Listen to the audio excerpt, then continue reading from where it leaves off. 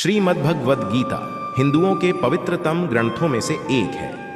महाभारत के अनुसार कुरुक्षेत्र युद्ध में भगवान श्री कृष्ण ने गीता का संदेश अर्जुन को सुनाया था। यह महाभारत के भीष्म पर्व के अंतर्गत दिया गया एक उपनिषद है।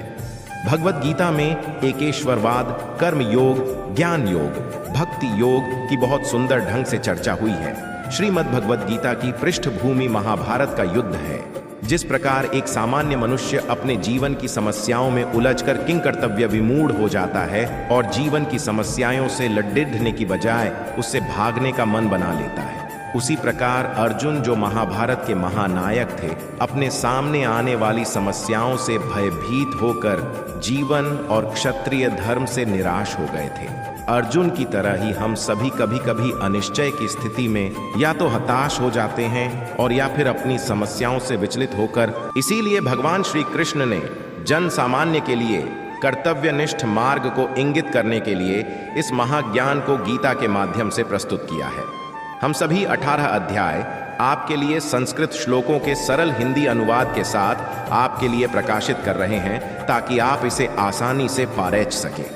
श्रीमद् भगवद गीता को एक बहुत ही पवित्र ग्रंथ माना जाता है। इसके अध्ययन से पूर्व हम यह भी जान सकते हैं कि इसके बारे में हमारे महापुरुषों के क्या विचार हैं, वो श्रीमद् भगवद गीता के बारे में क्या सोचते हैं। गीता में हृदयम पाठ, गीता में सारमुत्तमम, गीता में ज्ञानमत्युग्रम, गीता में ज्ञानमव्ययम, गीता में चौत्तमम स्थानम, गीता में परमम पदम, गीता में परमम गुह्यम, गीता में परमो गुरु, गीता मेरा हृदय है, गीता मेरा उत्तम सार है, गीता मेरा अति उग्र ज्ञान है, गीता मेरा अविनाशी ज्ञान है, गीता मेरा श्रेष्ठ निवास स्थान है, गीता मेरा परम पद है, गीता मेरा परम रहस्य है, गीता मेरा परम गुरु है।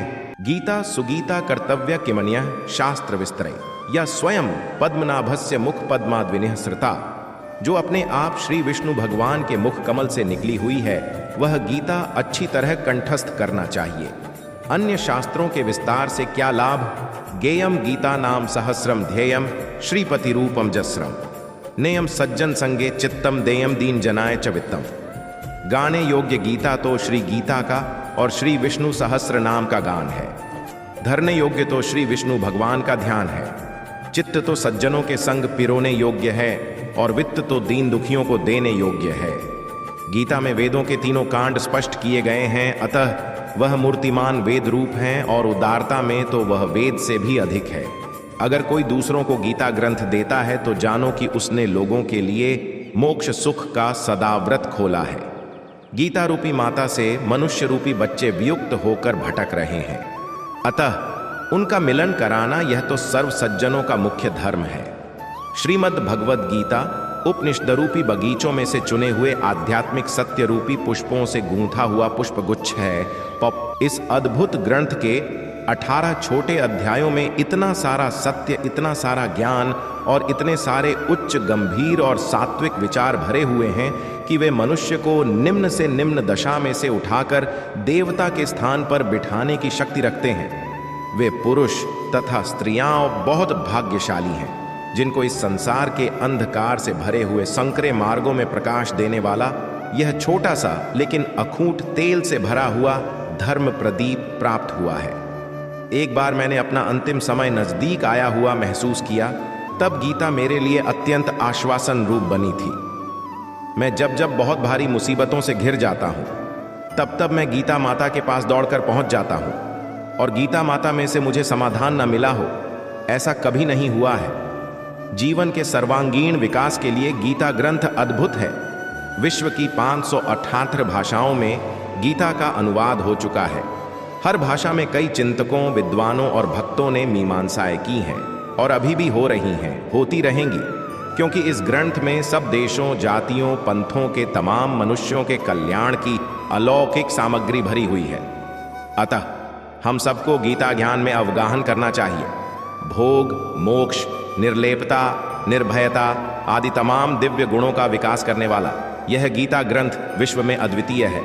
प्राचीन युग की सर्वरमणीय वस्तुओं में गीता से श्रेष्ठ कोई वस्तु नहीं है। गीता में ऐसा उत्तम और सर्वव्यापी ज्ञान है कि उसके रचयिता देवता को असंख्य वर्ष हो गए, फिर भी ऐसा दूसरा एक भी ग्रंथ नहीं लिखा गया है।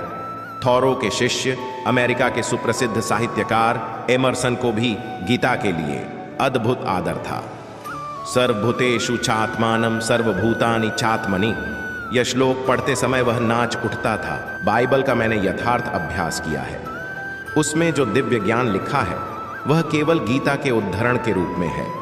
मैं ईसाई होते हुए भी गीता के प्रति इतना सारा आदर भाव इसलिए रखता हूँ कि जिन गूढ़ प्रश्नों का समाधान पाश्चात्य लोग अभी तक नहीं खोज पाए हैं, उनका समाधान गीता ग्रंथ ने शुद्ध और सरल रीति से दिया है। उसमें कई सूत्र अलौकिक उपदेशों से भरपूर लगे। इसीलिए गीता जी मेरे लिए साक्षात योगेश्वरी माता बन रही हैं। वह तो विश्व के तमाम धन से भी नहीं खरीदा जा सके, ऐसा भारतवर्ष का अमूल्य खजाना है।